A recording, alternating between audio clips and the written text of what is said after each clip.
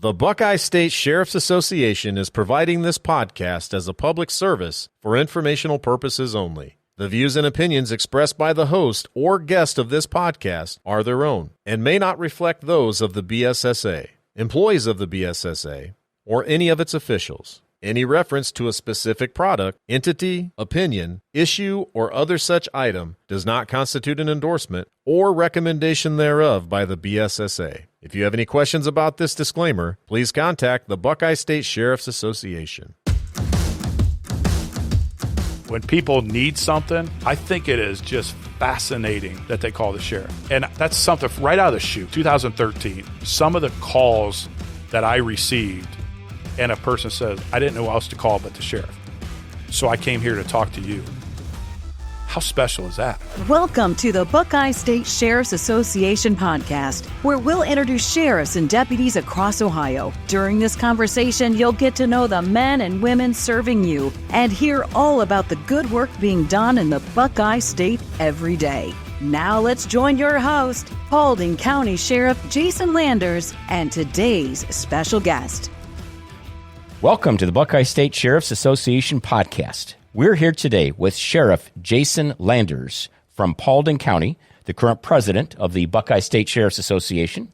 I'm Mark Wasylyshyn, Sheriff of Wood County, Ohio, and I actually am the host of today's podcast. We're flipping the script today, ladies and gentlemen, and I will be asking the questions in this episode in the BSSA podcast. And I basically thought that Sheriff Landers has done an outstanding job interviewing sheriffs and deputies in the future across the state. And I thought, well, this isn't fair. How does Sheriff Landers get interviewed? So I contacted Sheriff Landers and asked him, hey, could I come and interview you? Obviously, I'm not going to fill your shoes. No way I'm going to do that. I couldn't physically do that, let alone doing it this way with me being here. But I thought I'll at least give it a good shot and give you the opportunity to let people learn about Sheriff Jason Landers. Nice. Well, thank you, man. So it is interesting because we're flipping the script. So I'm honored to be on this side of it. I mean, I'm honored to host this podcast, and we've been doing this now over 2 years, and that's kind of interesting. So I think we have 23 episodes that are up and on our different platforms, which I always like to remind people. It's YouTube, it's Spotify, it's Apple Podcasts, and you just search the Buckeye State Sheriff's Association, and all those forms will come up to you. And so it is kind of interesting, man. I mean, I was preparing for this a little bit over the weekend, just in my mind, and typing some things out, and just thinking, for someone who enjoys talking, there couldn't be a better person to be on the other side of the microphone than Mark Wasylyshyn. So, well, man, this thing might go on and on. I mean, this might take us right to Christmas Eve. I don't know. I do like to talk, but I am nowhere near the radio man that you are. And every time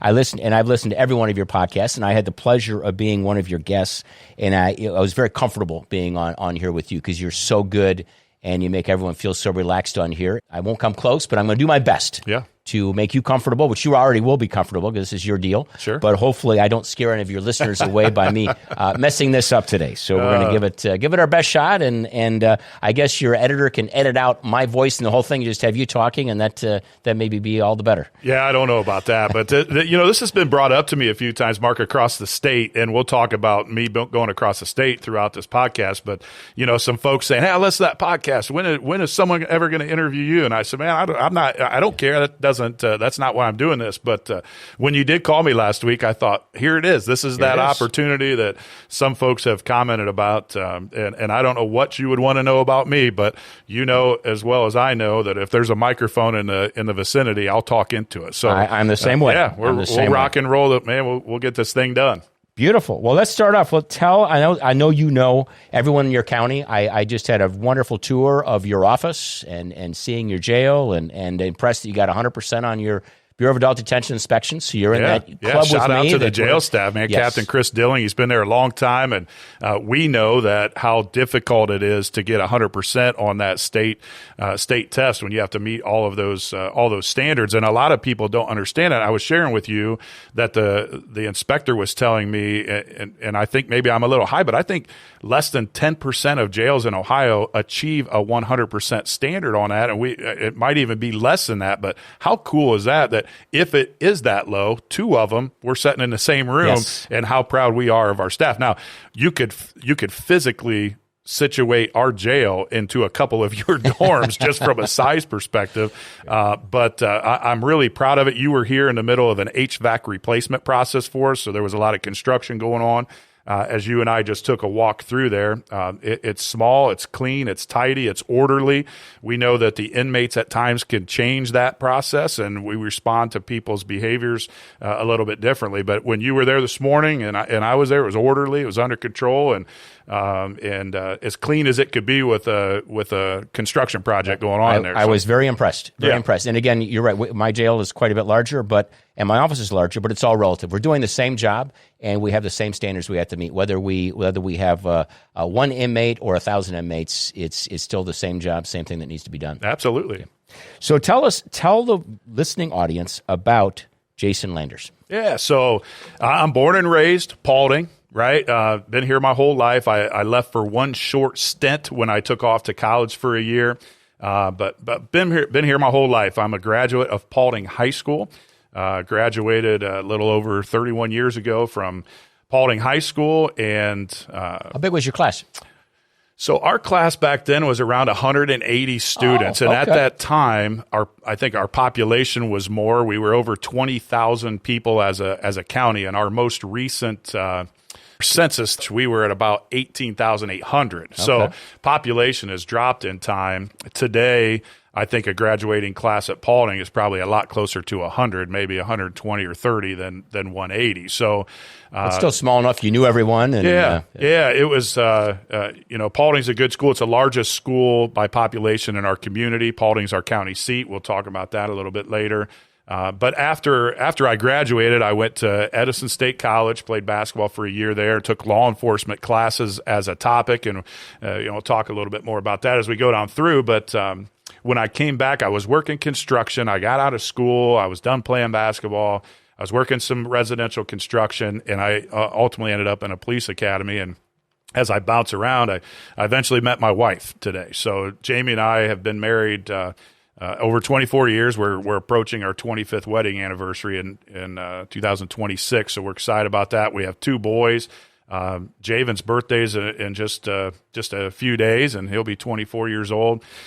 He's a state trooper, so we're real tickled for Javen. He is a graduate of Wittenberg University. He went to college down there, played basketball, and got his degree, and went to the State Highway Patrol Academy. And he's stationed currently down in Southern Ohio, and he's with his now fiance Kendall.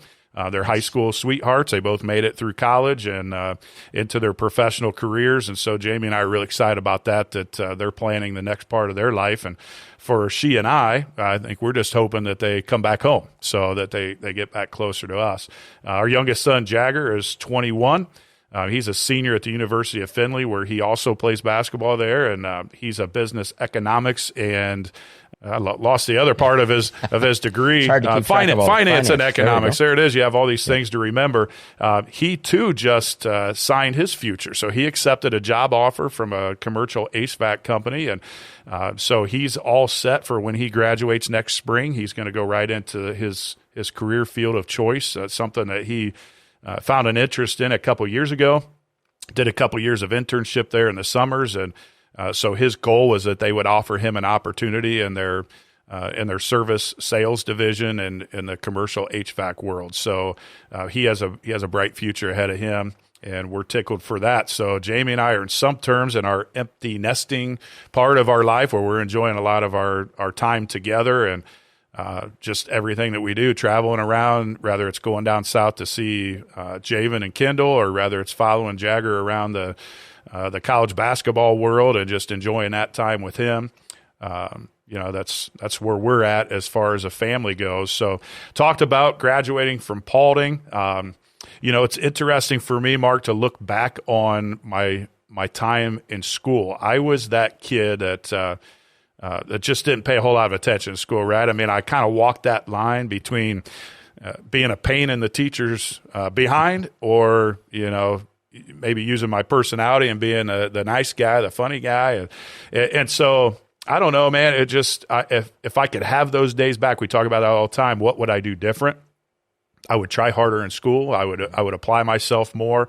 I tell people this a lot, and when I talk to our youth in our communities, I tell them I was just talking at Paulding School for one of their career days about 3 weeks ago, and I tell them often I was a terrible student in high school. I mean, I was lucky to graduate from high school, and it kind of affected my path if you look at athletically with basketball and where I could have been and where I ended up.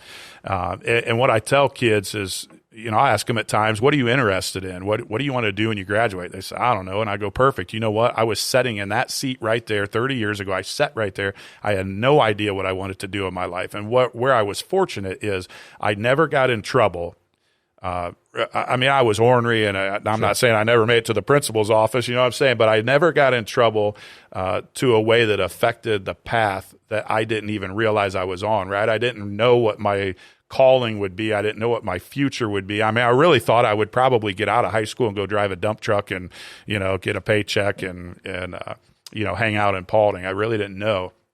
And then when I went to college, under a scholarship for athletics, Is that why you went to college? Because of the basketball? You to play more basketball, or because it was a scholarship, or you wanted to go to college? It wasn't because of the academics. I can promise you that. And so it was because of basketball. It was really the only thing that I knew how to do with any amount of success.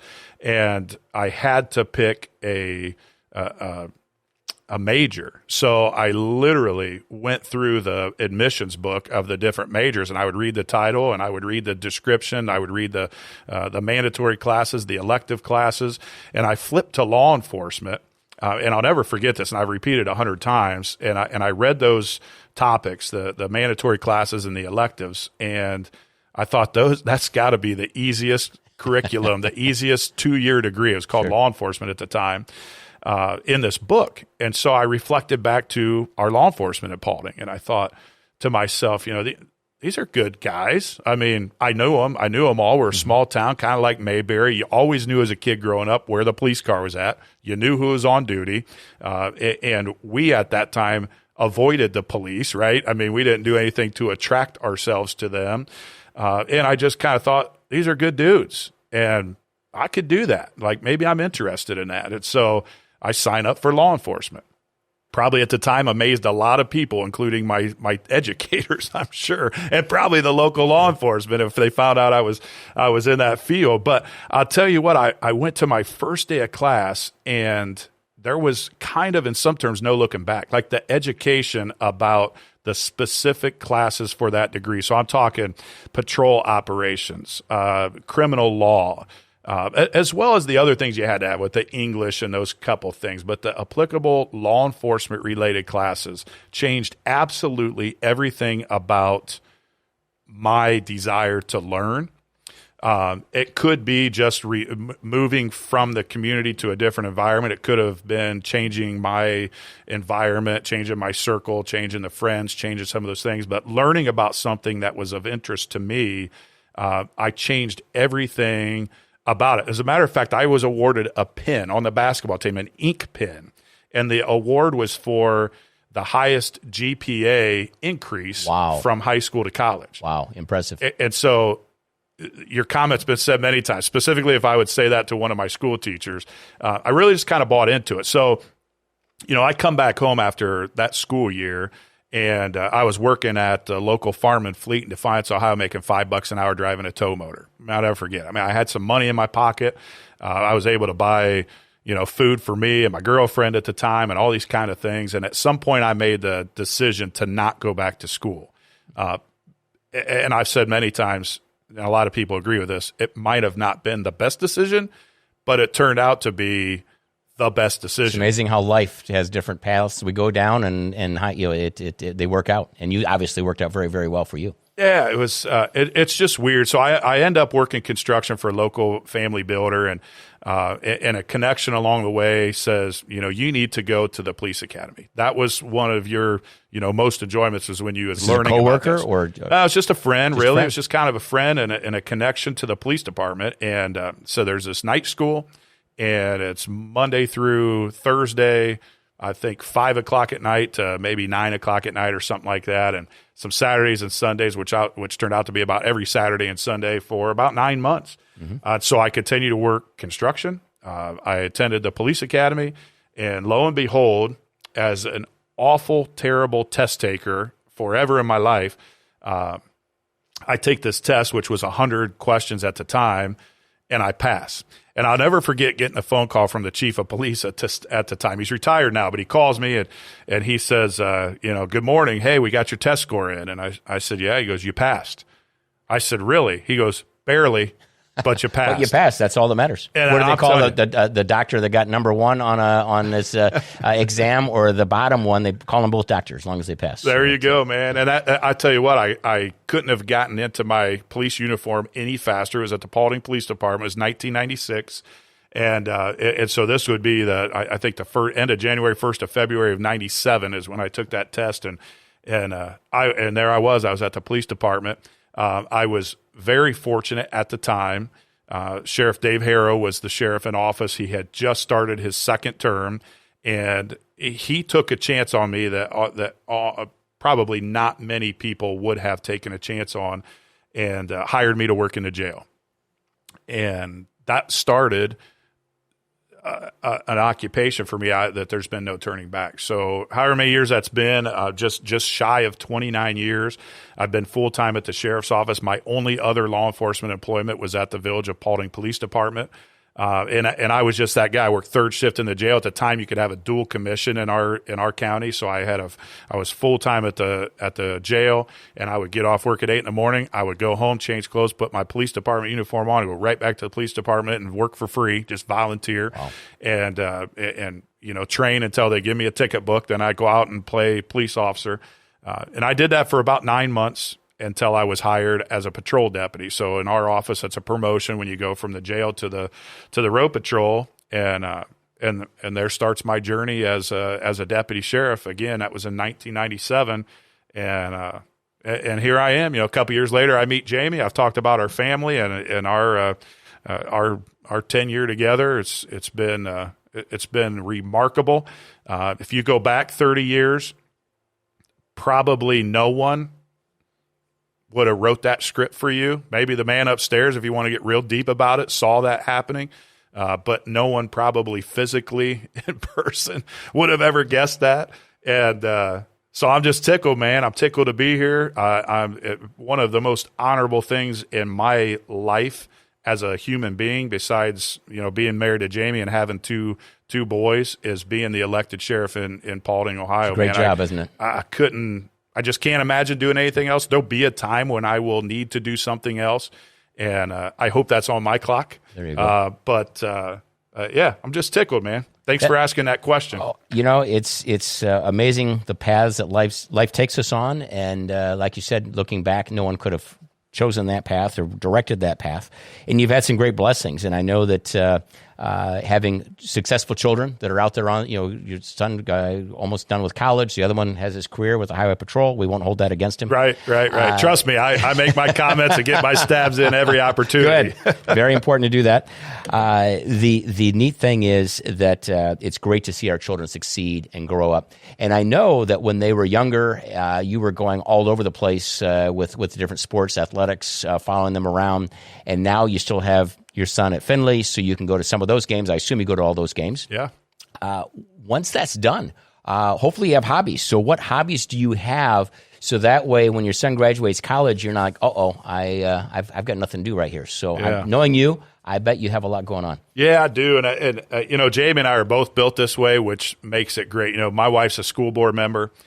We consider ourselves public servants that give back to our community. We've raised our boys that way. When they were little and old enough to do certain chores, we involved them in every activity that we had. So we think it's important, as you would probably agree with me, we're in a period of time where there's less public servants and folks that are volunteering for things than there might have been maybe 20 years ago or longer. So we're involved with a lot. And one of the things that's really been the molding to our family is basketball. And it is been a huge part of our life. I mean, I played it. I started coaching before I was married to Jamie and before we had boys. And at the time, probably both of our boys were born. I was not only coaching sports for a period of time. I was a varsity basketball coach, and I had we call them gym rats. I mean, they literally grew up in the gym, whether Jamie was holding them or they were dribbling a basketball around, following Dad at various stages in my life of coaching for, in some aspect, just north of 20 years, I was involved with some sort of coaching basketball or being in that gym. Something that I led into was public address announcing.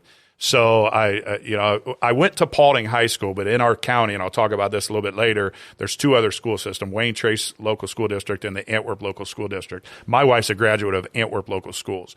And when we decided we were going to start life together, we bought a home in Antwerp, and we've been there ever since in that school district. So that's where my kids went to school. That's where all my coaching has been. And so it's just been a remarkable journey, man. I mean, we were part of teams. I was particularly part of teams that were pretty much winless seasons. Rather, I was the coach or whatever role I played.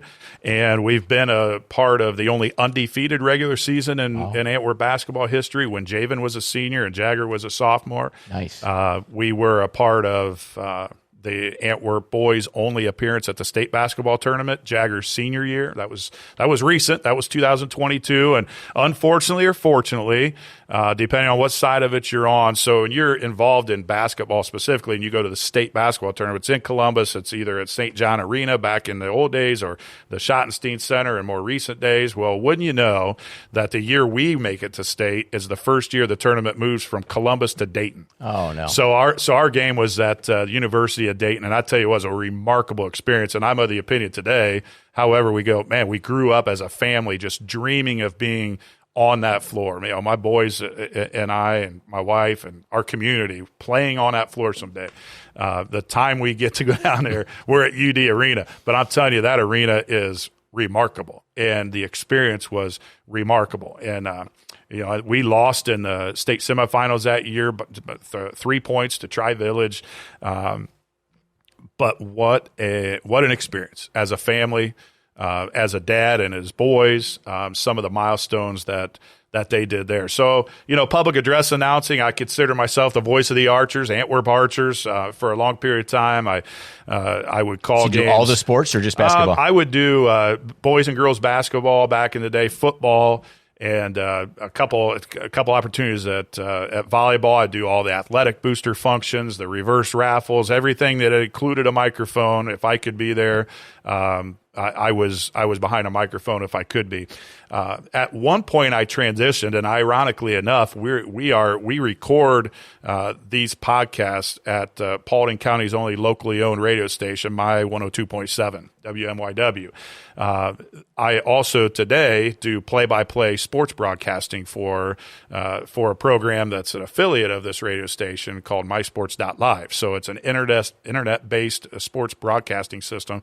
It's as comparable to ESPN, right? Our locals will like that as you can get. I mean, it's live TV. It's instant replays. It's we have a it's television. It's television. It's an internet-based television. So you type in the website. It's free. We thank our sponsors all the time for that. And so that's now become kind of a real big hobby of mine. I've left the public address announcing. And in some terms, I would call myself the voice of the Archers. I do the home football games on my sports. Right now, because we're following Jagger's college football or basketball team around, and when Javen was still in college, took me away from the public address announcing, and I can't do all of the games for my sports. But my sports covers all three school systems in our county, Antwerp, Wayne Trace, and Paulding, and I will fill out my availability at any three of those school districts according to Jagger's schedule and our personal schedule. So I do it as much as I can. I'm not really good at it, but good help's hard to find. So, I bet you're great. Our ownerships let us do those things. And so that keeps me in the gym, and it keeps me into something I'm passionate about, and I enjoy that. For about 10 years, I was a certified basketball official. That was an interesting side of one of my hobbies, to learn the officiating side, the technical side, when for years I was on the coaching side. And then for a number of years, about 10, it brought those two things together where, if our head coach had a question about a call that was made and I'm on the bench as an assistant, I might be able to break down to him the rule and say, this is what they saw, this is what we should correct. When Jagger went to college and Javen was already in college, it was necessary for me to give something up. And so officiating was one of those things that I was less less interested in, but I really enjoyed the time I was doing it. So that was kind of past. I mean, there's just a few other things that really interest us. I have a small private lawn care business, so I mow about 10 yards in the summer. So I was filling that coaching void when I stopped coaching and being involved in summer workouts and shootouts and camps and such. And so I love to be outside and to work. So I started mowing a whole bunch of lawns, and I've done that off and on in my adult life. But today that keeps me busy, and it gives me a little extra spending money. As you know, we can't really get paid additional funding as the elected sheriff to work different events and extra duty details. So you have to find those, that if you will, unrelated play income. money somewhere else. Sure. Just being outdoors. I've been an advocate. I've been riding motorcycles my whole life, from a young child with my grandpa and my dad on the, I was in the sidecar or on the back, to getting old enough to drive and buying my own motorcycle. I've always had a motorcycle, and that's been a part of our life as well. And then, probably one of my favorite things to do is, it always comes back to family with me. I mean, our family is probably as close as you can be, I would think, even as the kids grow up and start to do their own things.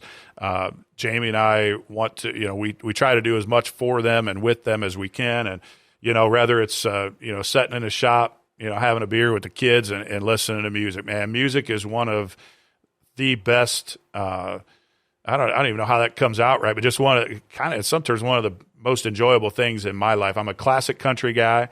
I love to just sit around. It probably goes back to time with my dad, right? One of the more influential people in a lot of parts of my life is just music and listening to him sing and having a beer and thinking we could both sing, and those kind of things.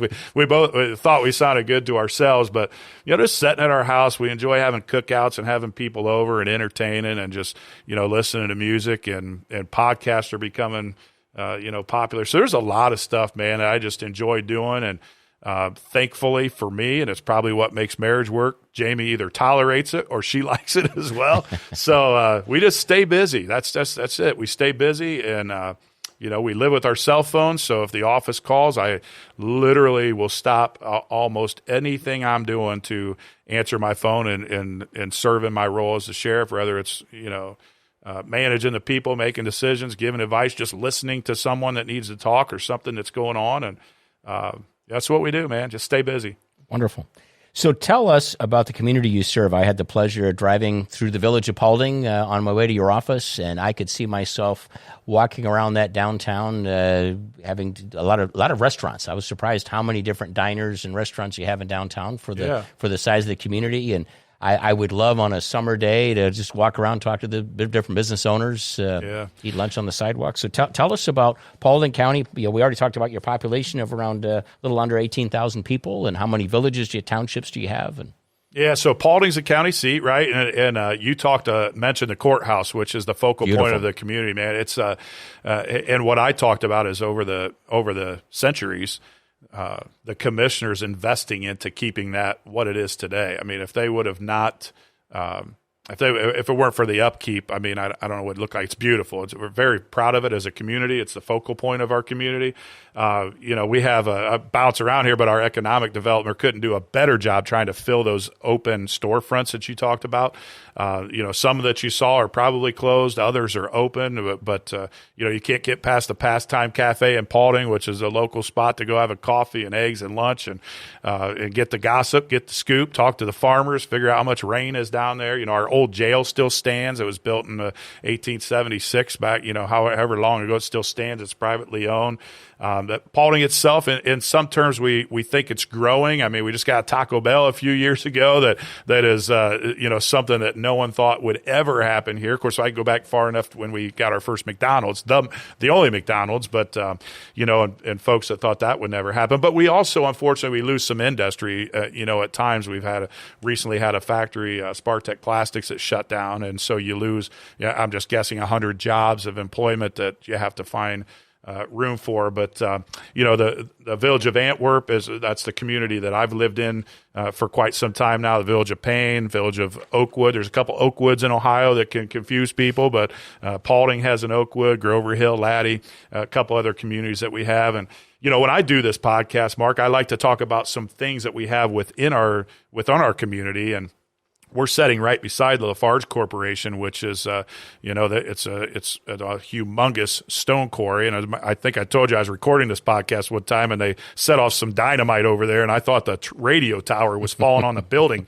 I'm sitting in. And if it wasn't for a short period of time after high school, I drove a water truck down in that quarry. I probably wouldn't have known what was going on, but they were blowing some dynamite and blowing some rock, and they make some powder cement over there. North American Stamping, Thompson Steel's a couple of businesses we have in our community. Paragon Tempered Glass in Antwerp, which is a large employer. TaylorMade Glass, making some glass for windows and vehicles and tractors and RVs and those types of things. Alco Products, I think, is a unique business we have in the village of Laddie that makes marble countertops of different ways. That's a small, locally owned business. Well, a couple of our larger ones, InSource Technologies, is a really interesting business that a local family started here. Probably just shy of 30 years ago, I suppose, maybe hitting the 30-year mark, where they make wire harnessing and some refrigeration products. And I don't know how many people they employ today. If I was guessing, I'd say it's a couple hundred or so. But again, just a strong-rooted family, a very large family in our community that's spread out over brothers, sisters, and now cousins, and these types of people that oversee it. And they employ a lot of people in our community. And I would suggest one of the largest employers in our community is Cooper Farms. Cooper Farms is spread over several communities and throughout our region, but it's headquartered out of rural Oakwood, Ohio. So I talked about the village of Oakwood, and Cooper's goes back a number of years. They, I'm sure, employ hundreds, probably into the low thousands. So they're a turkey hatchery. They also raise chickens and hogs.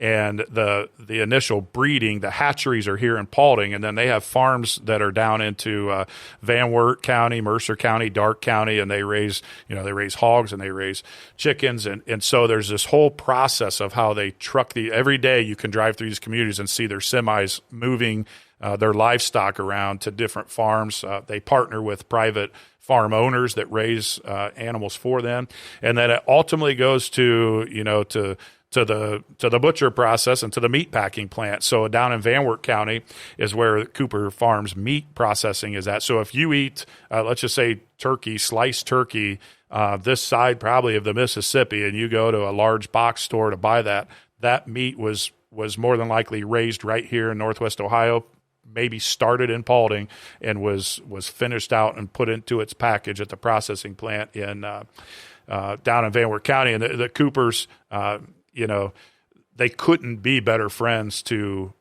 me, to us, to our community. Jim and Diane Cooper and Gary Cooper are the three children of the originators that continue to be involved in their process, and now their children are part of the leadership and the people that they employ, long-term employees. It's really interesting, what comes out of Cooper Farms. The other thing we have going for us that's kind of interesting, and Paulding County has a designation as the windmill capital of Ohio. We have over a couple hundred windmills here in Paulding. We're the flattest county in the state. And if you go south of Paulding, you're going to see windmills spread across the landscape all over the place. Some folks don't like that. Many folks obviously do. There's a big financial gain to it, whether you're a property owner that has the lease on your property, or if you're within an ice site or a stone's throw, you get a stipend check. For us, that's our revenue, right? So we don't have a major industry. We don't have a General Motors plant. We don't have these types of things that generate revenue to our government, to our schools.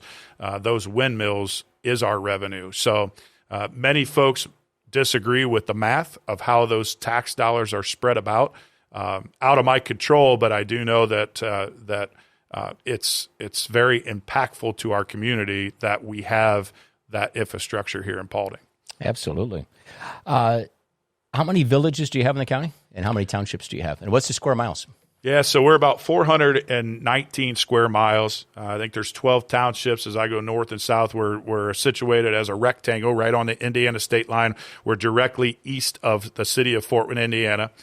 So that's our major city when you're talking about your needs that you might need, or rather it's going out to dinner or something like that. Fort Wayne's right there. Defiance County's on the north side, Putnam County's on the east side, and Van Wert County's on the south side of us. You know, we have many villages and a lot of burgs, some of the old ghost towns. I really think it's cool when I look at our mapping, and we have on our maps the old ghost towns that were once a thriving community. Sure. If we think about Rochester and our original county seat, which today is nothing more really than a dot on the map, and an old roadside rest that's kind of up there in Crane Township, which was our first township 200 years ago that was developed.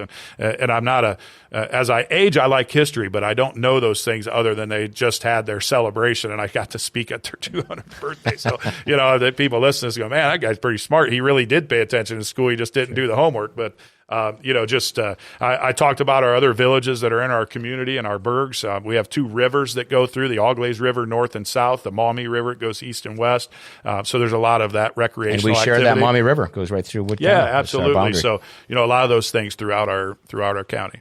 So we're going to talk about your involvement with the Buckeye State Sheriff's Association. But before we do, tell me, because it's unique, what is your relationship with the sheriffs in Indiana? Do you deal much with your neighbor county in Indiana? Yeah, so we don't, and that's very interesting for me. And if there's something I could change, and of course I'm still sitting in this seat, so it's you can always try to affect some change. Is the relationship with my neighboring sheriff over in Allen County, Indiana. I hear nothing but positive reviews about Sheriff Hirschberger. Never met the man. It's interesting when we've had mutual aid cases with them. When I was a deputy handling cases and we need to go over there physically to follow up on cases, Fort Wayne, Indiana is probably north of 300,000 people. It's a city. It's the second largest city in the state next to Indianapolis. And the policing's a little bit different. You know, they have countywide authority. It's nothing to see a Fort Wayne City police car out in the county on a traffic stop. Yeah, they have a joint metro type it's kind of interesting. And so in some aspects, some of those folks don't recognize the state line, so they might not be familiar with our authority across that invisible state line. So rather they come over here or we go over there. To some folks, and this is probably more line level, boots on the ground people than maybe into administration that's been around a number of years. But you know, they might say, "Why don't you just do that here? Why do you need our help?" Well, we don't have any authority over here to do what we're doing. We need to work with you to go find this person or to do these kind of things. Extradition's a really interesting thing for us, for the community. The general public doesn't know the difference at times between a felony and a misdemeanor, or, there's a village called Woodburn, Indiana, that's just a couple miles into the state of Indiana. You can see it from our state line, and you can be on the other side of that state line with a valid warrant, an active warrant for, let's just say, OVI, drinking and driving charge, and you have a warrant. I can't go get you there. That's not the way that extradition process works. But the public might say, why don't you go over there and get Jim Jones? You know where he lives. He's right there. Well, we can't. Why can't you? And where that could be different on a felony, and where, our extradition process goes in place if you do get arrested in Fort Wayne with a felony, why we can't just immediately go pick you up without certain hearing paperwork. And all that stuff. Without certain procedures or paperwork being done. And so that's just an interesting aspect in law enforcement, having that different state right beside you. Not only the communication, I think that's really just a population issue. I mean, the sheriff over there is such a large county. Not that he's not concerned about maybe who I am or what we do over there, but his responsibilities are a little bit different. And I've never really had a reason to say, hey, I need to come talk to you in your office about X, Y, and Z. So I look forward to probably meeting them someday. Another thing that's different, and you can appreciate this, is they have term limits. Term limits, 8 years. So, in my time as the sheriff, and I'm just finishing up my 13th year in my fourth term. That's really interesting to them over there because they can only serve 8 years, two terms. It's a shame because it takes 2 terms to get things going the way even heading things. I had to make a lot of changes when I first came into office, and it took a good 3 terms to get things heading in the right direction. I don't know how they do it. It really, to me, it's to the detriment of the citizens because it takes time to build that and learn, and I'm still learning a lot, and I'm in my 6th term. So. It's a shame, and I know their states tried changing it, and it's limited their involvement in the National Sheriff's Association because you have to be a sitting sheriff to go through the chairs. So it's really to their detriment. It's a shame that they have. It's interesting. I think they're probably on their 3rd sheriff since I've been in office, and it's kind of just an interesting thing that we deal with here. So tell me what positions you've had within the sheriff's office, because you talked about starting off kind of volunteering in the village of Paulding and then got hired by the sheriff to come over.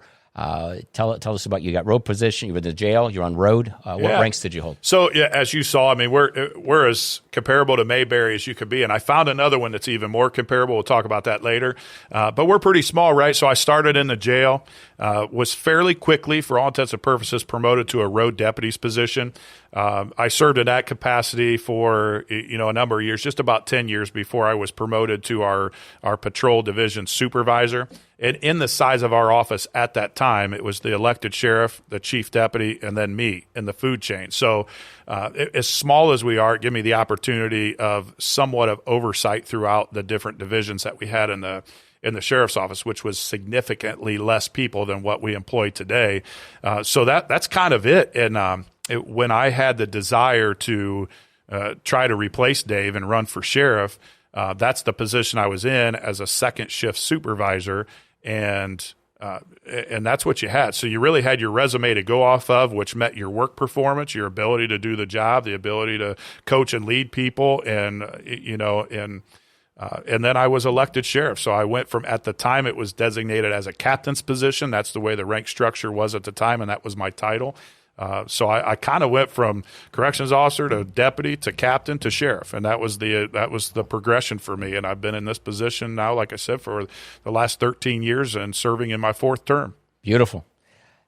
So now we're going to talk about the Buckeye State Sheriff's Association, which I have the honor of being one of the last people to call you President, Landers, because your term expires December 31st. I was president in the year of 2017, a long time ago. And it was a great experience, and I know you have been an outstanding president. I've been very involved in the BSSA since 2005, and I've seen a lot of presidents, a lot of good ones out there, some better than others, and I really put you up at the top of the presidents that we've had in the BSSA. Just your heart and soul has been into it, really improving and working on the image of sheriff, and appreciate how you've traveled around the state. So I'd like you to tell the listeners about your experience with the Buckeye State Sheriff's Association. Yeah, so, man, BSSA is something. It's very special to me. I've invested a lot in it. I believe a lot in it and what you can get as a sheriff and even deputies out of it if you give it time and you involve yourself and designate some time, carve out some time in your day in that association and what it does for me. And in the onset of it, so I'm going back 13 years, to me, carving out time to attend the committee meetings is what I found to be most beneficial. I mean, it's a lot, right, to leave your community and leave a small office and drive to Columbus. So this is post. How long of a drive? 2 hours? It's 2.5 on a good day. Yeah.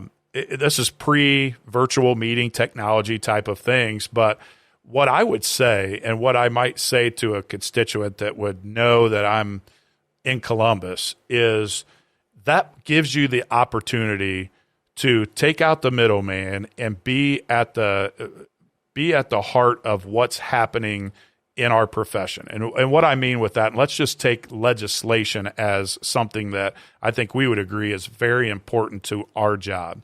And so we have a legislative committee that Sheriff Mike Simpson out of Preble County chairs, as you know. Great job. He does a great job with that, by the way. Yeah, and he works with our lobbyist and he works with our director.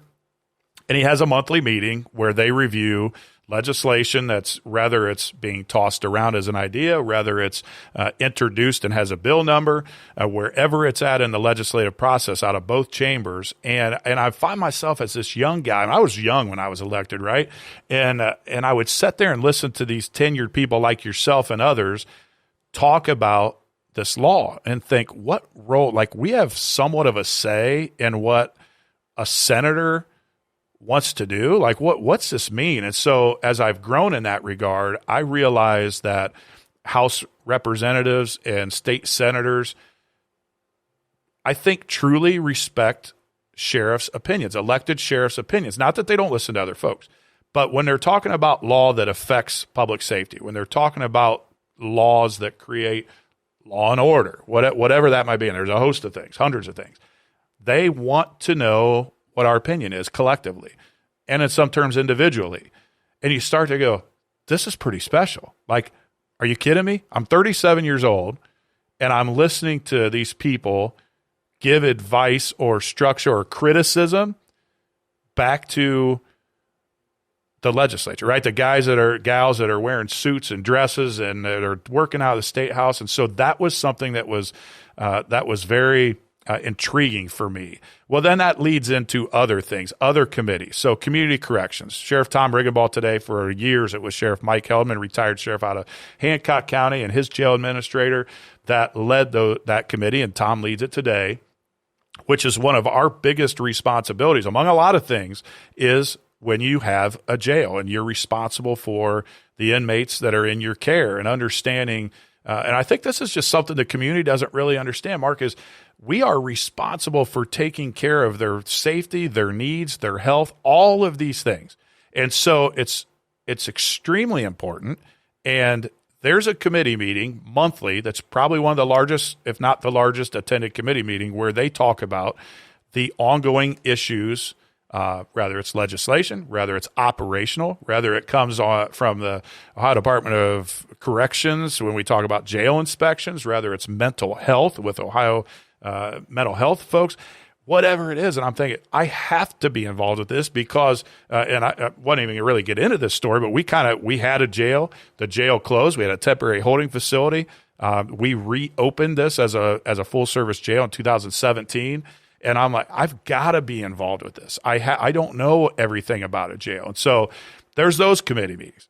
Then I get myself into the Training and Education Committee, right? So Sheriff Mike Heldman chaired that for decades, couple decades, and he was retiring. And so for a long time, knowing that Mike was going to retire, I thought, man, this is something that interests me. It's you can kind of control a little bit of the narrative of our training. I had a vision for that a little bit to, in some terms, enhance it, to make it more interactive, to make it more current, and all these types of things, to give an opportunity for sheriffs and deputies to have a voice.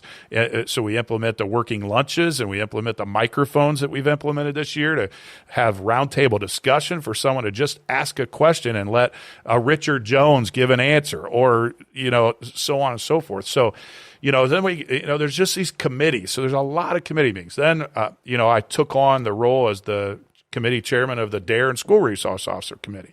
Well, how timely was that in the implementation of school resource officers, which we didn't have pre-2018 and 19 in that era? Well, I'm thinking, what better way to stay apprised of the issues, the laws, the requirements, the implementations of bills and licensures than to chair the committee? So where I might have a hard time saying no, the outgoing sheriff, retired Sheriff Al Solomon, who chaired that committee, Auglaize County, would you take this over? I go, yeah, you're going to ask me? I'm in.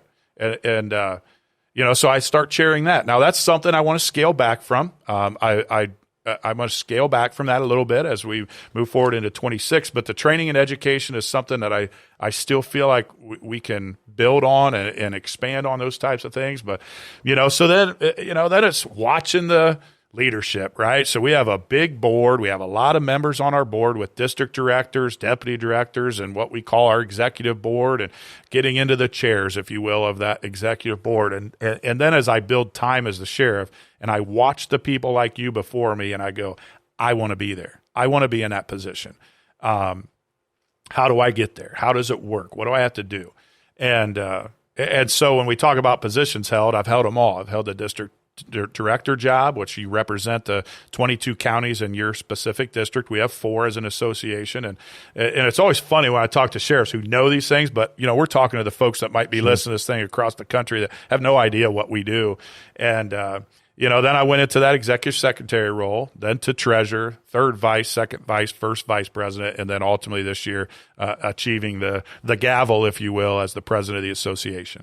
And you've done an excellent job. Speaking of the Buckeye State Sheriff's Association, they are the sponsor of this podcast, and we need to take a commercial break so you can continue interviewing sheriffs in the future. Perfect. Thank you. This podcast is sponsored by the Buckeye State Sheriff's Association. The BSSA is in Columbus, Ohio, and was established in 1931. The Buckeye State Sheriff's Association was formed to perpetuate an efficient organization of Ohio sheriffs and their deputies.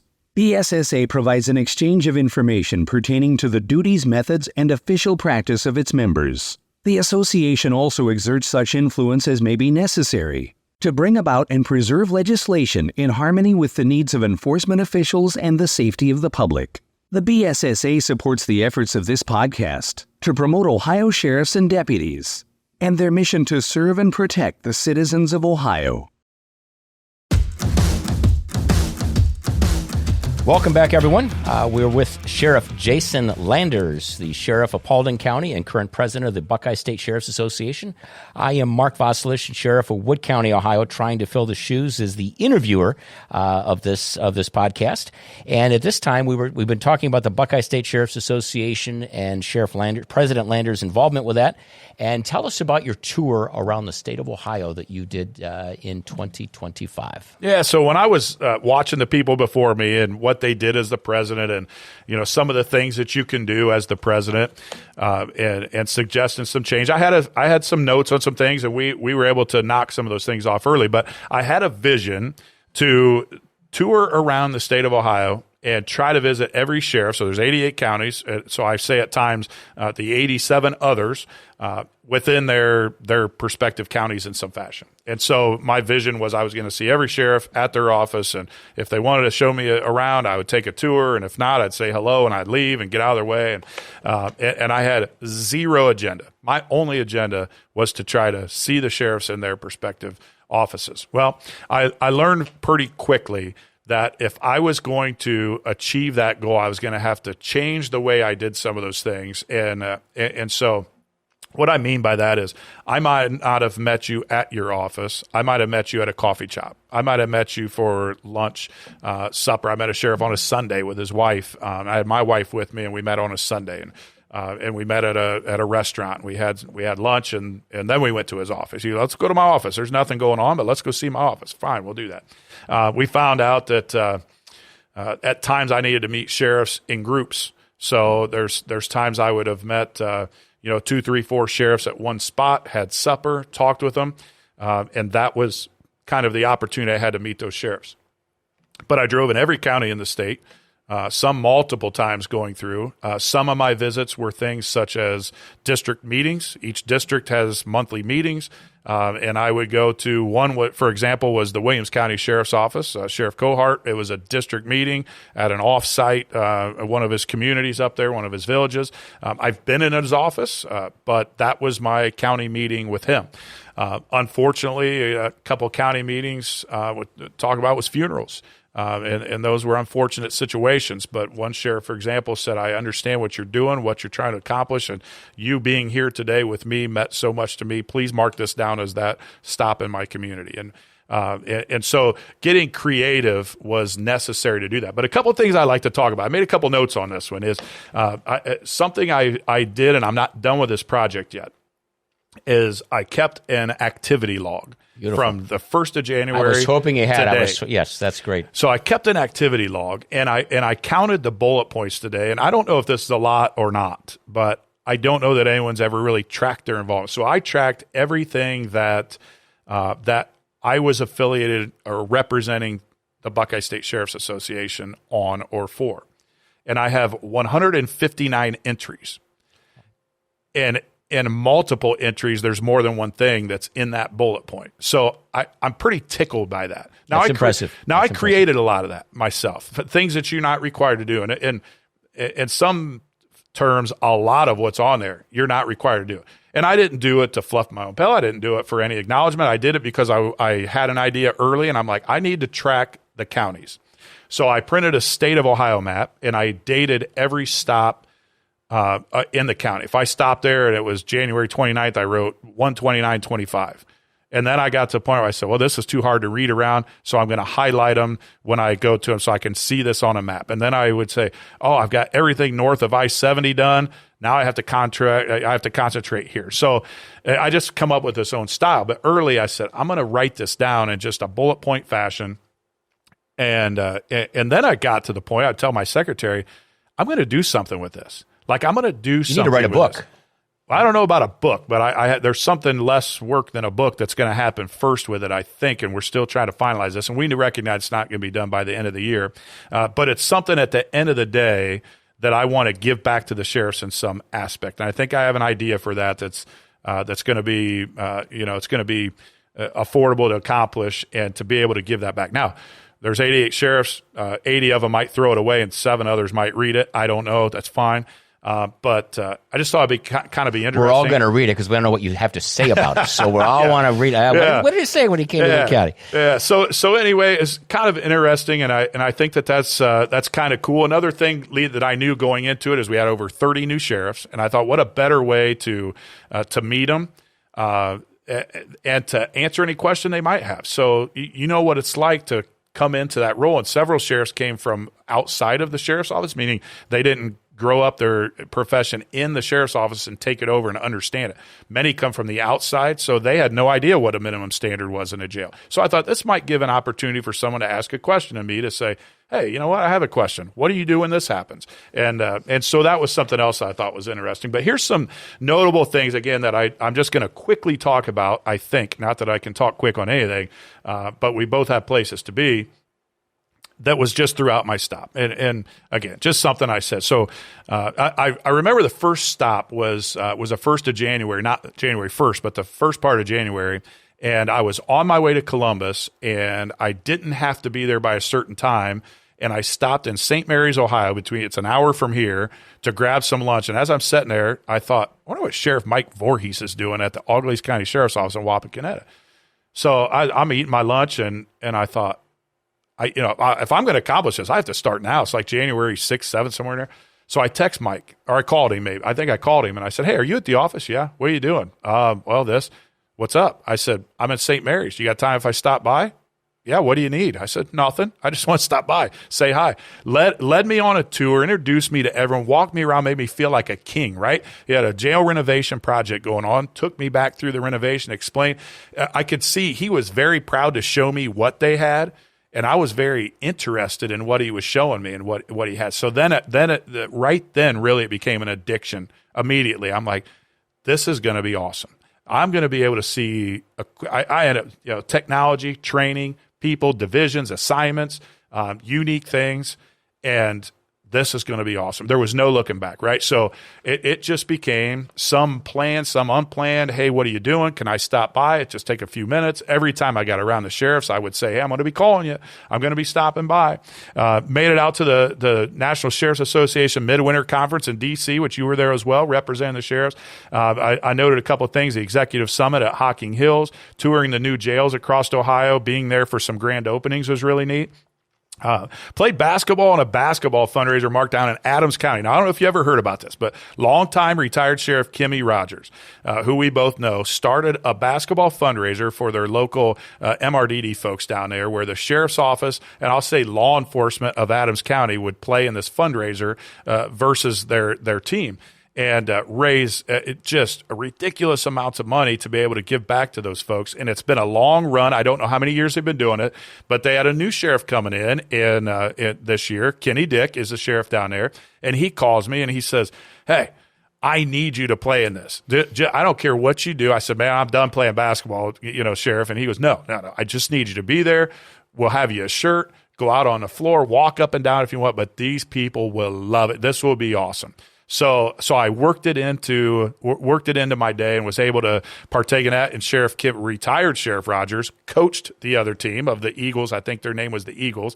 Kenny Dick coached the team of the sheriff's office. They had some probation officers and others, and so really interesting that. And so my son, that's a new trooper, is stationed down in that part of Ohio. He played on that team as well. Sheriff Dick learns about him. He goes, hey, I got your boy playing on this team. I got it all worked out.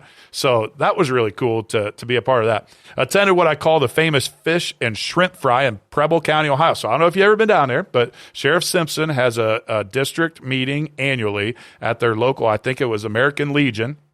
And it is an unbelievable, very well-attended district meeting, 100-plus people at this fish fry. I was invited to be at the Ohio Association of Chiefs of Police annual banquet. I called a committee and formed a special committee of officer-involved critical incidents. Sheriff Terry Grice out of Medina County led that committee for me early this year as a combined effort. I don't really say for me, but when you're the president, you have the ability to form committees, and that's what we did there to talk about very important topics with officer-involved critical incidents and how those things are handled. A couple unfortunate things. Mark was attending the funerals of Deputy Larry Henderson out of Hamilton County and Deputy Daniel Weston Shearer over in Morrow County, folks that unfortunately lost their life in the line of duty. Was able to speak, and this was really cool for me, at the John Glenn College of Public Affairs Public Safety Leadership Academy, the Summer National Sheriff's Association Annual Conference in Fort Lauderdale. Another really cool event for me was being the keynote speaker at the 152nd Basic Peace Officer graduation at the Ohio State Highway Patrol Academy. I was able to host the Tom Hayes golf outing for sheriffs. Attended an Ignite graduation in Sandusky County Jail. I know you're familiar with that, and I'm looking forward to a potential implementation of that Ignite program, something that Sheriff Hilton and I did a podcast and talked a lot about earlier. You can find that episode and listen to Ignite. Keynote speaker at Rhodes State College graduation of their Peace Officer Academy was very nice. Attended the Greene County Sheriff's Office and Jail grand opening, which was in memory of former Sheriff Gene Fisher, who Great we both guy. know. Yes. Super guy that unfortunately passed away in office. And these are just a couple notable things that are folks that stood out to me. And I want to kind of hurry through this podcast a little bit, but some visits that stood out to me. I talked about Sheriff Mike Voorhees, what kicked it all off. Sheriff Tim Zimmerly, one of the two longest serving sheriffs in the state, and meeting with him over in Holmes County and his chief deputy, and just getting to talk with him in his setting was very special to me. Orvis Campbell, the sheriff over in Tuscarawas County, he is a good, solid dude, and was able to spend some time with him was great. My meeting with Terry Grice turned out to be, just I think a long friendship building experience and emotional visit with him over there in Medina County. Frank Leon Bruno, met with him. He's building a new jail up in Lake County. Mark Whitaker, I thought was really interesting. Mark Whitaker's down in Darke County, and he says, yeah, come on and meet with me. And we had this all planned, and he says, we have a retirement of a long-term employee going on, but I invite you to be a part of it. And I just thought, that's the network that we're in as sheriffs. When a guy who's recognizing, a 30-plus year deputy, detective, I think maybe, and invites me into their space. And I thought, I thought that was notable. I thought that was interesting, that then he took time to just meet with me in his office and talk a little bit. Jeff Payton, what a guy over in Guernsey County. Alex Lape, he's a guy we met on a Sunday with his wife. My wife was with me, and then went to his office. And again, sheriff taking his time on a Sunday to meet with me, I thought was notable. Calvin Graham, I really appreciate Calvin Graham over in Carroll County. He spearheaded a group meeting of sheriffs at a legendary environment called the Spread Eagle Tavern, which I guess is just legendary. Many politicians for generations have met at this small place in Columbiana County, and so we were able to meet there. Mark Tuvell up in Harrison County was able to attend the grand opening of the Harrison County Sheriff's Office and Jail that former retired Sheriff Joe Myers, who we both knew for years, kind of started at. Sheriff Tuvell took it over, and he even gave me an opportunity to speak. And I thought, who am I to drive 4 hours on the other side of Ohio? And the sheriff allowed me an opportunity to speak on a microphone. It's so humbling, man. Todd Fry, I bring up Todd Fry's in Wyandotte County there in Upper Sandusky, and one of my notable things about him is his sheriff's office, man. It is old and it is nice, and they're building onto it. They're going to do a jail expansion project, and I just can't get over the age of the facility and how well kept it is, and they're doing business in it and will be for years. Dallas Baldwin, the sheriff down in Franklin County, and just give me an opportunity to see some of their special operations. And boy, when you talk about bells and whistles and toys, it doesn't get any more than Columbus. Eric Weisburn, he's over in Stark County, a new sheriff over there, just laid out literally the red carpet for me, and so welcoming with his command staff. Really liked my visit in Coshocton County with Chris Walters, a new sheriff down there, and their brand new facility, and took some notes of their new technology that I can bring back here to Paulding and hopefully take advantage of. And he spent a lot of time with us, and I appreciated that. Talked about Scott Enger. Couldn't find a better guy than that in Greene County, who took over a really good friend and mentor of his. And as we just talked about, Gene Fisher, who passed away in office down there in Xenia. Jeff Lawless, man, what a good guy. So I don't know Jeff very well. He's down in Lawrence County, the southern tip of Ohio, clear down at the bottom, and took time out of his day and as chief to meet with me and spend time. And he was as tickled that I was there as I was to get to meet a guy that I've seen, at least 13 times over our when we have our mandatory sheriff's training. But, to spend time with me down there on the Ohio River. And I'm very appreciative of that because I know he was busy at the time. Mark Wasylyshyn was over in Marietta, over in Washington County. The history of that place is just unbelievable to me. When you go down to, the first sheriff in the state of Ohio, and Ebenezer Sprode, I was able to find the cemetery he's in. Jamie and I were able to find his tombstone. Well, as you may know, I was president the year that we bought the marker because there was not a proper tombstone for Sheriff Sprague, and the BSSA paid for a new one. We had a ceremony down there, which was a great experience. I love, as I mentioned earlier, I love history, and I really enjoy all the history that we have there in Washington County, our first county in the state. Yeah, and again, this goes back to your time, and I really wanted to go to that, and I couldn't make it work. And at that time, Washington County, when you get into the history, expanded all the way up to Lake Erie. Yes. It was the eastern side of Ohio, and that was Washington County. It's just remarkable to think about policing. He was a colonel. A military colonel, but policing traveled on a horse with dogs. He had dogs with him also to protect him, I guess. That was his backup. That's outrageous. And just a couple other names to mention. Jimmy Fisher, man, over in Morgan.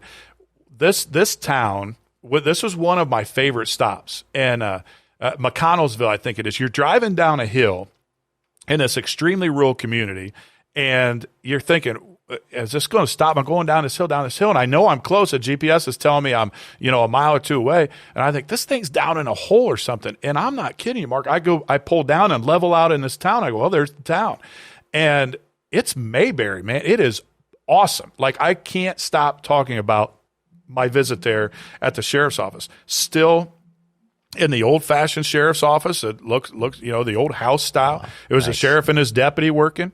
Had his dispatchers. There was a murder trial, I think, going on at the courthouse connected to the jail in this little town. There's what would be today a roundabout that was built probably before anyone knew what a roundabout was, where you just probably turned the buggy around in a circle and it's still there. And cars drive. Went into the bakery and bought some baked goods there in this little town. It's just it was really just peaceful and community. And when I left there, I thought, I've now been in. This is like. So I say 87 counties because I'm always in Paulding, which is 88. But this would have been like 86. So what time of year is this? October, November? This is end of October.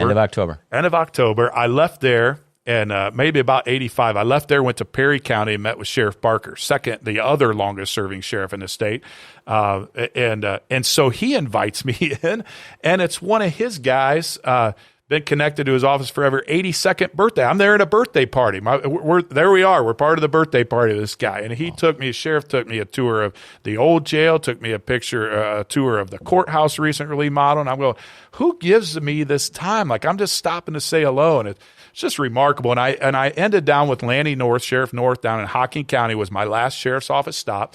And, when you talk about history and you talk about Ohio and you think of Hocking Hills and what's down that way, and, the sheriff's meeting with me. So, that's just kind of my synopsis of a 12-month tour and some things that just stood out to me. There's many, many others. We don't have time for all this stuff. And by golly, if I didn't say your name, Jerry Green, a guy I was elected with, and he just couldn't believe I was in his office in Mahoning County over in Youngstown. He's just like, I can't believe you're here. I cannot believe you drove over here. And, and just all these other peoples in the corners of the state, I couldn't be more thankful. I hope they all listen to this, of folks like you, Mark, giving me your time and allowing me in your space, however we met and wherever we met, to accomplish this memorable experience in my time serving as the president. Well, that's one of the things that's in my list, putting you near the top of our presidents that we had, just because this is one of the many reasons. But I'm not surprised at how welcoming everyone is. It's one thing that when you're in law enforcement, you realize the brotherhood, if you will, that is there in law enforcement. But the brotherhood amongst sheriff is extremely tight. There are only 88 of us in Ohio. There are 3,075, I believe, is the number nationally. Sheriffs will drop whatever they're doing to help another sheriff. It's kind of an unwritten rule. If another sheriff's calling you, unless you're doing something really important, you're going to take that phone call right now. And if not, you're going to get back with them as soon as you can and take care of whatever it is that other sheriff needs. Because again, whether you're in Paulding County or you're the sheriff of Los Angeles County and have 20,000 deputies and a budget in the billions, we're doing the same job. and we're always going to go out of our way to help each other. It's very, very rare that a sheriff doesn't drop what they're doing to assist another sheriff or welcome another sheriff. And that's one of the beauties of being sheriff. It's just a great fraternity. Yeah, I mean, folks will say it all the time, there's no other job like it, and I'm sure there is. I mean, there's so many professional careers that are out there that people are involved in. This is one you and I are equally passionate about, but I say all the time, I couldn't imagine doing anything different. I love what I do, and you say, hey, are you going to retire? Are you going to run again? And there's a lot of unknowns in those things for people. I mean, health comes into it. There's just all kinds of things that come into it. But, like, I'm not done yet, man. I have so many things. And so I'll tell my staff and our whether it's our administrative meetings or we're just talking everywhere, I'll say, when you see that my mind's not moving forward, that I'm not thinking of new things we can implement to better serving our citizens, whatever that is, you let me know. I'm going to look in the mirror and have a conversation, and I hope I can recognize that it's time to move on and let the next people come in and keep moving this thing forward. Because I'm young for as many years as I've been doing this, and when you think, can you retire? Yeah, I could retire if I want to retire. I'm just not done yet, man. I have so many things to do, and not everything's easy. And it's awesome. It's just really cool to be a part of it. It is. Speaking of all your years as sheriff and in law enforcement, what kind of changes have you seen in law enforcement over your career? Well, this one's interesting because I've asked this question now over 20 times to hear sheriff's response. And a lot of times it's the same answer. And when I looked at this, being on the receiving end of this question, a couple of things that stand out to me. And this one's my favorite that I'll say to my kids who think I'm old. But I guess when I was in my early 20s, I thought people that was 50 and above were ancient.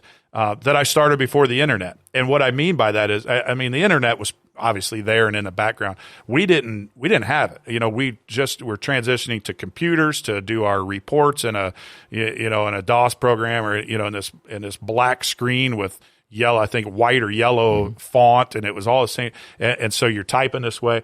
But when we laugh about this a lot, my former chief deputy's retired now. He just retired earlier this year. But we grew up in the business, and a couple of my other buddies that retired, sitting in the squad room, and on this computer you see this little icon that we now know as Internet Explorer, and you go, click on that. You better not click on that. What is it? Well, I heard that you could click on this and you could type anything into this, and the computer will tell you what, you go back, and we're like, no, you click on it. No, you click on it. I'm not touching that.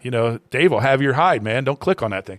And so to think about what you can't survive life without the internet today unless you're probably north of 80. I say that because my grandpa's probably never clicked on the internet. He's in his upper 80s. But, to think you started in law enforcement before you ever used the internet is and then that just spirals out different ways. Cameras is another thing, right? I mean, I was still patrolling when we got our first in-car camera. Not part of the body camera era for me, but obviously we've implemented those across the board and use them today. Radio communications is huge for us. We go from the old VHF radios where you had to bounce on a foot, raise the radio as high as you could, hold it over the top of the car to hope it would bounce and find a signal somewhere. If you needed help, you're screwed because no one's going to hear you on this radio. Today, to having what's really good technology for us, and we're part of the state system, and there's an expense that comes with it. But our folks, we can communicate all over the place. Something else that jumps out to me when I think about this is the active shooter training. I mean, and again, we're a small rural community, and other folks that probably have, tactical teams, special response teams and things done some of this training before. But for us, I was in my new sheriff's training when Sandy Hook occurred. And as you know, it changed a lot in my policing time about active shooters and trainings and those types of things. And so, today, if you're not prepared for those things, if you don't train on those things, you're in a bad situation. And so I think that's something that's changed for me. And then one of the last notes I made, just because we didn't have any of these tools, when I was a young deputy and up through most of my career, you had a sidearm, you had a pistol, you had a shotgun in the car, and a pair of handcuffs and an expandable baton or a PR-24, which were phasing out into the expandable baton. And you had your mouth, right? You talked yourself in or out of bad situations. And so when some folks say, man, you talk a lot, you have the gift of the gab, I go, well, when you're working up here by yourself on third shift and you're the only police officer in the county awake, you have to become good at talking to people, or you're going to have a really long night, really long career. You're not going to make it very long. You have to learn how to talk to people. So I talk about less lethal equipment and training. When you look at whether it's tasers, whether it's pepper spray, now we're talking about pepper ball guns and these different munitions, that beanbag rounds and a shotgun. I mean, who ever thought of these things? But those are some things that I thought were notable in nearly 3 decades of policing that I've seen change here in Paulding County for me. Wonderful. I've heard you do your presentation about an unsolved murder, but is there a specific case or event that stands out in your career? Is it that case, or is there something else that's really stood out for you? Yeah, so I could talk about Nancy Eagleson's case a lot, but I wasn't born yet when that happened, and for years after it, I came into that case. I tell people it's the most emotional case in Paulding County's history, and I believe it is. It still remains unsolved. We've put a lot of work into it. We don't turn away any phone calls about that case if they still come in today. It's a 1960 case, and it just had its 65th birthday. So that's a very unfortunate case. For me, though, Sheriff, there's a couple of things that stand out. And one of the most devastating days in my law enforcement career was back in July of 2007, just down the street. I mean, you could see it from here. Where our Antwerp EMS, we were out at a traffic crash on US 24, and they had a husband and wife patients in the EMS along with and I think I have everything about this memorized, with 4 EMTs and the 2 patients as they're heading to the hospital. And they were cutting down a side road just right here near where we're recording. And unfortunately, Sam yielded at the stop sign, as I recall, but didn't yield to an oncoming semi heading to the concrete plant right here. And there was just an awful disaster of a crash where, we lost 3 EMTs. Sam and Heidi and Kelly perished in that crash. One of my guys works for me, was the 4th EMT in there. His wife, Heidi, was one that perished. Matt still works for me. You've seen him today when we were walking through the jail. Remarkable that he survived that. The Wells couple in the back perished as well. I was one of the first couple people that responded there that was heading there. What an impact it had on our community from a public safety perspective, or just from a community perspective in a town of 1,700 people, and this happens, and it. That was just one, I thought at times I could handle anything, from a supervisor's perspective, but that was one I called the sheriff and I said, you got to get here. And I hung up on him. I don't know if he really knew what happened, other than I called him and said, you got to get here, which he probably knew at the time. Oh crap, this isn't like me. And again, I probably explained it to him. I don't remember that. It was just chaos and everyone trying to figure out how to handle what was going on at that time. And, it's just an unbelievable situation. That one really sticks out to me. And the other one that I think it's just from an emotional perspective, and this is a recent case in 2022, and we had a double homicide, where a young man took the life of a husband and wife. That was Bruce and Cece Williams, and ultimately took their life over he got caught stealing a car, and he ends up killing the husband, and then obviously laid in wait until Cece come out to figure out why Bruce hadn't pulled the car up to the door yet, and there was a struggle there, and killed her as well. And from my what I learned about this family that I didn't know about them is there wasn't a person that could find a bad thing to say about these folks. War veteran, and it's just a brutal, horrendous crime. And when my deputies first responded to that, it was a welfare check. Cece didn't show up to work first day. Deputies go out there, can't find anything, nothing's disturbed. And it's like, well, I don't know. Adults can leave. I don't know what to tell you. And they went back day 2, as I recall, and her coworkers are going, no, you're going in this house. There's something wrong here. And when my staff found Bruce and Cece's body, we thought initially when they called me out that we probably had a murder-suicide situation, the way it looked, and the scene. And as we start to handle that, we quickly learned that this isn't the case, and we're so fortunate with several types of luck to find the guy who was responsible, held him accountable, and as well as the legal system. And that's just one that was unique to me. And I don't know if it's because in some terms you could put your grandparents or something, or your parents into that situation and see them as being just brutally victimized in what should be the safest place in their life. You know what I mean? And I think that's one, and there's several, but those are just a couple that I thought of that are that will always, I think, always be in my mind forever. Sure, absolutely, and they never go away. Anyone that knows you, certainly anyone listening to this podcast, knows you have a lot of passion and compassion. What is your passion about law enforcement? What drives you every day? Why do you get up out of bed every morning, as you might say, as you've asked your guests? Why? What makes you tick? Yeah, so there's no doubt it's serving people, right? I mean, there's nothing better than making someone else's day better. There's no doubt about it. Or just being there in someone's worst moment. When people need something, I think it is just fascinating that they call the sheriff. And that's something right out of the chute, 2013. Some of the calls that I received, and a person says, I didn't know who else to call but the sheriff. Right. A person that wants to meet with me in the lobby and said, can I talk to you in your office? And you go in the office and they're like, I don't know who else to tell this to. So I came here to talk to you. How special is that? Right? It just, I don't know. It's just something else. I think that I truly enjoy empowering people. You empower the folks that serve with you. You teach them, you train them, and then you empower them to go do what they're taught. You don't have to watch over them. You coach them here and there. You correct them here and there. You thank them when it's appropriate, and I probably don't do that enough. There's probably not enough time for that, or you just forget, or you move on. I really enjoy hiring people. I love giving people their first opportunity serving in this capacity. And I don't care if it's in corrections, communications, patrol, administration, the dog warden that I manage.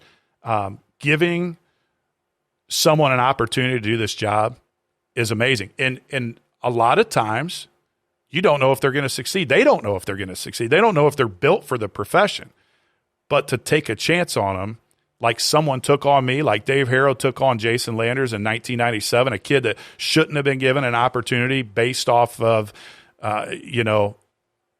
certain things, right? That something about that Dave saw in me, whatever it was, he goes, I'm going to give this rotten young adult an opportunity to work for me. And it's just crazy. I just think it's crazy, just watching them, watching people grow. And almost everything I do in my role as sheriff continues to be my drive. I mean, again, we've had really, really long, hard days here in the last 13 years. And I'll say some days when my alarm went off and I woke up and I got out of bed and had to put my uniform on and my boots on, were tough to tie my shoes. And you know what I'm talking about. I see you shaking your head. It's like, I've got to go face the music. And you do it, right? You just pick it up, you do it, and you keep going. And I just think this, I said this a little bit ago, when I don't feel the drive anymore to improve our service to the community, then I need to be done. And I hope I recognize it, but I tell many people close to me, if you see it in me, I hope you tell me, and I hope I can go have that conversation in the mirror and look at myself and go, that's it. Move on. Go do something else, whatever that is. Well, I think you're many, many years away from that. I have no doubt about that. You talked about your office a lot. What is the size of your agency? Yeah, so we have under 70 people. And I mean, that sounds like a lot for us, but I have about 45, 46 full-time people, and that number fluctuates. I have a couple open jobs right now. Then we have about, I'll just say 20 part-time people and special deputies that kind of round things off a little bit. Keeps us in between 65 and 70. We're really struggling to find the special deputies. We call them reserve deputies, technically a special deputy to serve in our needs and support staff in different ways. We're just in a period of time where people aren't choosing to go to the police academy and come in some terms volunteer for us, even though we pay for our details. So I can foresee maybe even in my time that those special deputies will dwindle away. I mean, our continual professional training we're required to have is affecting that a little bit. Some people don't like our policies and our procedures and our daily training bulletins that I require, and just for different things that we require. So we manage somewhere in the mid 60s to under 70 people as an entire staff of people I commission. Very good. Are you doing anything unique regarding recruiting staff? We just talked about loving to give someone a new start. How do you recruit to get the best of the best? Yeah, so we're involved with any type of career day activity we can do, right? So whether it's talking in the schools, whether it's going to our economic development has an annual career day for all of our school students to get driven in, and even brings a couple schools from outside of our county if he can to get them in and try to reach people that way. We've had a couple recruitment videos produced at a low cost that just kind of try to be attractive to people. Talked earlier about doing some broadcasting on mysports.live, which is a county-based sports broadcasting network, and we put those recruitment videos on as commercials. And we do that to try to attract people that might not know they're interested in law enforcement, right? So you're sitting around with your buddies after a football game, rewatching the Paulding and Wayne Trace, which is a county rival competition, and now you're talking about potentially, tens, probably not hundreds, of people that are sitting around, and maybe that video comes on and maybe someone just thinks to themselves or says out loud, that looks fun. That looks awesome. And our tagline that we developed years ago is come serve with us. And so maybe someone sits around and thinks, come serve with us. The sheriff just ended that video saying, come serve with us. I'm going to apply for a job there. So just try to do some things to reach people in unique ways. We use our sheriff app that people can download for free and try to reach out to them with push notifications, opportunities to go on that app and apply for jobs. It's real simple. You can apply to be an explorer. You can apply to be part-time, full-time, corrections, communications, patrol, and it's just really quick. It asks for your name, it asks for your address, a phone number, and an email address, and tell me what you're interested in by a drop-down menu. So it's an easy, accessible thing on your smartphone to just send an email to us to tell us what you want to do, and then we send you back an application. Got one this morning, matter of fact. So just a couple of those things that we're trying to do. Sure. What unique programs or details within your office do you have? I don't know if there's anything unique. We have the Explorers program, the Sheriff's Cadets. That has had success at times. Pre-COVID, Deputy Bill Lyons ran that for a number of years, and he was actually recognized for having the largest Sheriff's Explorer post. And I think Explorers, because Explorers mean a lot. There's dental explorers. There's all kinds of explorers under the Boy Scouts of America. And I think Billy's recognition was for the largest explorer post in the Findlay district. So it was really good. COVID had a drastic effect on that. Deputy Isaiah Rittenhouse runs that for me today. Significantly less youth in that, but anyone that might listen to this can certainly go on our app and apply for that, or come see us in person, or call any of our school resource deputies. Anyone can get him connected with the right person if you're interested in our explorers. And great way to recruit. We've had people in my office that start out as explorers. They may have joined our auxiliaries as a special deputy, and then got hired in. So it's fun to see that. And some people we have in our Explorer posts have no interest in law enforcement, but just it's a fun monthly activities. They do different things. So it's great to interact with students. President Landers, is there anything we left out or other topics you'd like to discuss? Something special happened in your office? The floor is yours. Yeah, I kept one thing for last. And of all the things that we've done and decisions that I've made as the sheriff of implementing things, I think the best thing that we have done collectively is the implementation of our emergency medical responding and emergency medical technician deputies. So we have a number of deputies. The number was up to about 15 at one point, of certified EMRs or EMTs. And what was going on here, Mark, is that we have all volunteer EMS units. We have 7 EMS, 8 entities that are all volunteer, right? So they're not manned 24/7. If someone's listening to this isn't familiar with it, the call for service comes in to us, we tow them out, they get in their car, they drive from home, they go get an EMS, and they go. Well, they have requirements. They have to have 2 certified people to move that box to go to that emergency. And so the time from calling for help and help showing up is significant. The response time to a crisis is how I talk about that. And everyone's crisis is different. Some people will, get a bloody nose that won't stop, and that's a crisis. That's their crisis. Having a heart attack, critical cardiac arrest, that's a crisis. Traffic crash, those are a crisis. The response time to it was huge. And so what we were finding here locally is one EMS couldn't man their squad with the necessary people. So then we go, call the next available. So we start that process over. We start encoding the next closest volunteer EMS. So what's that mean? The response time to the crisis is significant. And you can look at that as we did for a long time ago. That's not my problem. I'm not in the EMS world. I'm not certified to do it. It's not my problem. Well, it became to be a critical public safety issue for Paulding County. It was in some terms a quality of life issue. People were dying because you couldn't get help to them. And so we had countywide meetings where we'd talk about implementing countywide EMSing, talked with our hospital about implementing paramedics on staff, all of these different things that all come with funding, right? Very, very expensive. Regulatory authorities that require you to meet all these expectations, which all comes back to funding. And so we collectively came up with a plan within the sheriff's office to start to implement every EMS call a deputy's going to it. Now, we prioritize it with law enforcement calls. So if you're on a domestic violence call and both units are there and I only have 2 deputies working, that's your priority. The EMS run is going to have to handle itself. But if you are not doing law enforcement work and it's a prioritization from each deputy's perspective vision, we go to every EMS call. We do this for a few weeks. And one of my younger deputies at the time, maybe even my least tenured deputy at the time, comes into my office, asks to talk with me, and he says, I feel like I should be doing more when I go to these EMS runs. I feel like I'm sitting here and I can't help enough. And so we're doing things. We're radioing back to the dispatch. Hey, tell the squad, here's what's going on. Hey, this house is back down this long driveway. I've got my lights on. My car's at the road. Come on back. Hey, this driveway's full of snow. You can't get through it. Stop it. Just we're doing what we can. But he says, I think we could do more to help people. So we get our team around. We go, what can we do? One of my guys says, hey, here's an option. We have some guys that are EMTs. All right, if we train some as EMRs, now they will be able to do X, Y, and Z within their training.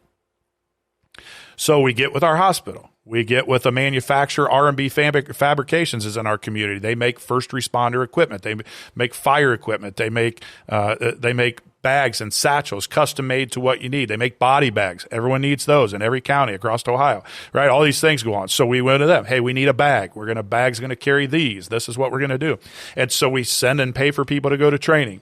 And the next thing you know, our deputies are responding to these scenes, and now they're doing medical things within their skill set. So what's happening? We have reduced that response to their crisis. If it's a bloody nose, they know to tilt their head forward, they pinch their nose, they have their gauze, they have their rubber glove, they have all the stuff they need to help that person until the squad gets there. So then it gets to the next point where it's, hey, this is great, but the EMS can't leave the EMS station because they don't have 2 people. So we talk about it and we go, what if we let our deputies who are trained EMTs or EMRs go in EMS? What's that look like?